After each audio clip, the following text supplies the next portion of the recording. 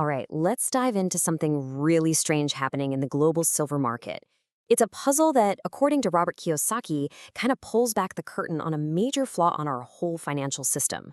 You see, we're talking about one single metal, but it's living in two totally different worlds with two wildly different prices.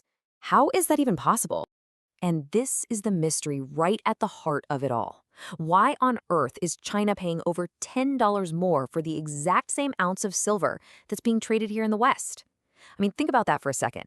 This isn't just some weird little market quirk. According to Kiyosaki, this question points to a deep, serious crack in the whole global financial setup. So, here's our game plan for getting to the bottom of this. First up, we'll lay out the puzzle itself. Then, and this is crucial, we'll get into the huge difference between paper silver and actual physical silver. From there, we'll see how this leads to a tale of two completely different prices. And finally, we'll look at what could happen, when the paper system finally breaks.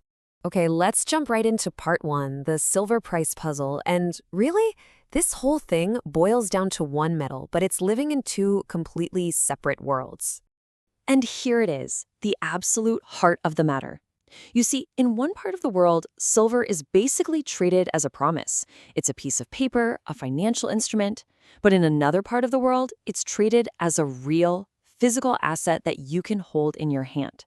And that one single difference, well, that's the key to this whole entire puzzle. So this fundamental difference literally splits the market right down the middle. Let's really break down what we mean when we say paper versus physical silver. Okay, so this chart lays it out perfectly. Over on the left, you've got the West's market. It's all paper-based, right? We're talking futures, derivatives, basically promises that you'll get silver, but they almost always just settle in cash. Now look at the right. That's China's market. It is all about the physical metal, real bars, actual inventory. They don't want the promise. They want the real thing. They want to secure the actual asset. And just so we're all crystal clear, this is what we're talking about. Physical silver. It's a real asset you can actually touch and hold. It's not just a number on a computer screen. And that's the key distinction to hang on to. This is an asset, not just a promise. So what exactly is paper silver?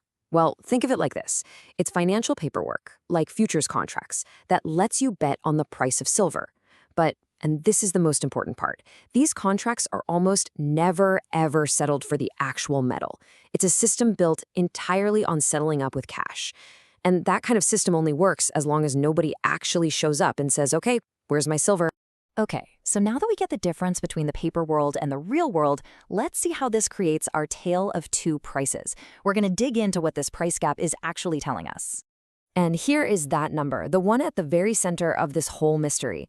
More than $10. That's the premium, the extra amount that people in China are willing to pay to get their hands on physical silver, compared to the so-called spot price set by the paper markets in the West. We're talking about the exact same ounce of metal. So the big question is, why would anyone pay so much more? Well, the answer, according to Robert Kiyosaki, comes down to a really simple but powerful idea from his Rich Dad philosophy. When there are two prices, believe the one tied to reality. You see, from this perspective, the paper price is just an idea, a number on a screen. But the physical price, that's reality. That's what someone is actually willing to fork over to get the real metal in their hands. So why does this premium even exist? Look, it's not some big conspiracy. It's just old-fashioned supply and demand. The physical supply is really tight. At the same time, industrial demand just keeps going up. And the inventories that are left, they're getting super thin. For companies that actually need this stuff for manufacturing, getting their delivery is way, way more important than whatever the paper price says. And this all leads us to the final and honestly the most critical question of all. What happens when this paper system finally breaks? Because what we're looking at isn't just a simple price gap. It's a deep structural problem baked into the system. And here's the fundamental conflict, right? It's simple. Paper markets can create and sell a basically unlimited number of contracts promising silver. But the physical world, well, you can't just create more metal out of thin air. You see the problem there? One is infinite and the other is very, very finite. Yeah, and this isn't just a minor issue. It is a massive structural problem. When you have way more paper claims on something than there is actual physical stuff to back it up, the whole system becomes incredibly fragile. It's like a house of cards. And you know what? The market is already flashing some serious warning signs of distress. We're seeing these price gaps that just won't go away. The premiums for the physical metal keep creeping up, and there are real concerns about whether you can even get it delivered. This isn't just some random fluke, it's a symptom of a system that's starting to crack. And this leads us to the source's pretty stark conclusion. When the demand for the real, physical stuff finally overwhelms the paper price, when too many people call the bluff and ask for the metal instead of the cash, well, the adjustment that follows is never gentle. So we're left with this final kind of chilling thought. The warning isn't that silver will vanish with some huge, loud crash.